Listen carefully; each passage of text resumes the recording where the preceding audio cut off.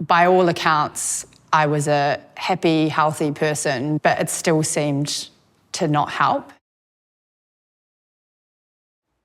My name's Rosy and I work in corporate mental health, and I've actually just started back at university this week studying a psychology degree. I grew up in Hawke's Bay in Havelock North. In general, I had a really lovely, lucky upbringing. I've got a beautiful family, beautiful parents. So by all accounts, my childhood was great. I first noticed that I was starting to struggle probably around 4 years ago or so. It didn't sort of come on all of a sudden. It was sort of, every now and then I'd have a day where I felt really low. That sort of just started to get more frequent and more frequent to the point where I was, really, really depressed and unhappy, yeah.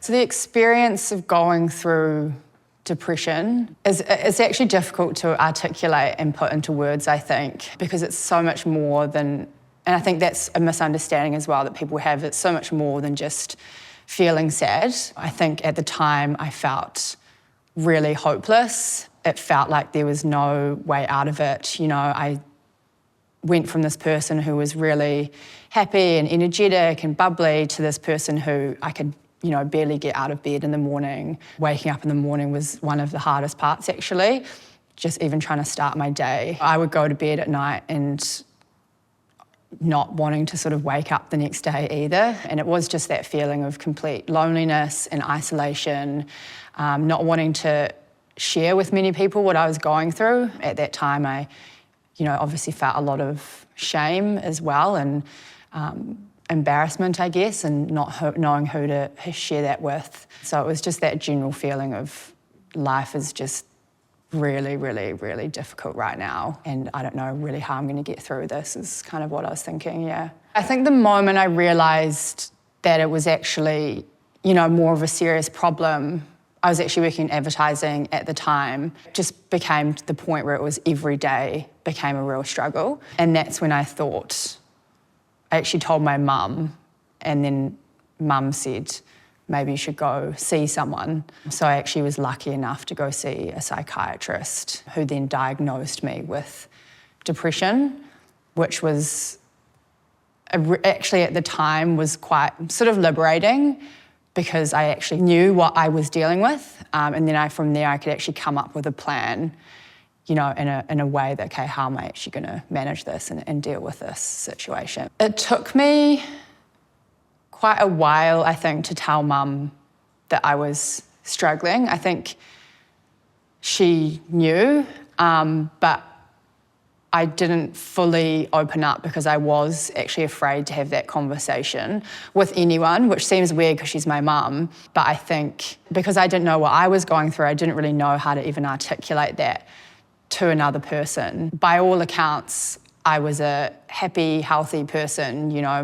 I had a loving family, I had a job, I had a loving home. I'm fit and I'm healthy and I do all the right things, but it still seemed to not help. I think actually when I moved back into my parents' house, which you don't want to be doing at the age of 28 years old, not that there's anything wrong with that. I think I had, a couple of months where I could not get out of bed in the morning. I didn't want to speak to anyone. I didn't want to see anyone. I completely was isolated from my friends. Like I was just by myself on my own, which for me is very strange because I'm a really social person. I just didn't know what to do or, if this was ever going to end. I think for people that don't understand what it's like to have suicidal thoughts, it is very difficult to understand it, right? If you've never experienced it, you perhaps hear about it,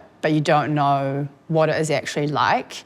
And I think for me, it was just such a feeling of, I don't necessarily not want to be here, but I also want this pain or suffering to end. And that's when those thoughts perhaps of suicide start to pop into your mind. I don't know what to do and I don't know how to get out of this. And that's what I felt. I just felt completely hopeless. My nieces played a huge part in my recovery. I'm very close with my sister, and when she first told me she was pregnant with her first child, her first daughter, I sort of made a mental note to myself that, okay, when she's born, I'm going to be better and I'm going to be happy and healthy, just because I wanted to, really enjoy that and be a good auntie. And it was kind of good to have something to strive for and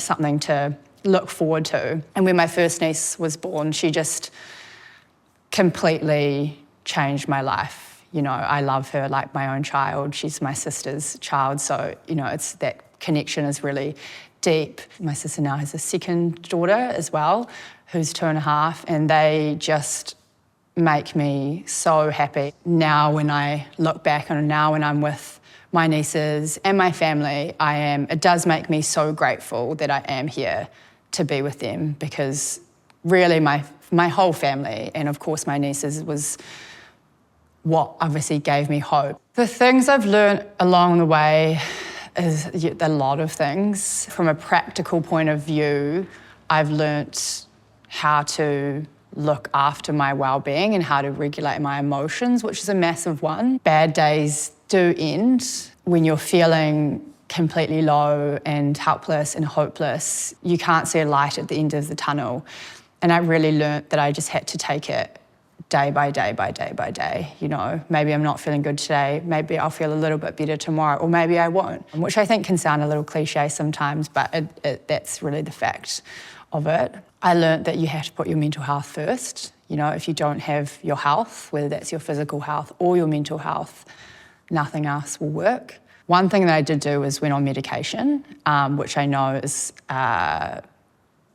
there's a lot of different opinions around medication, but for me, that was truly, truly a lifesaver.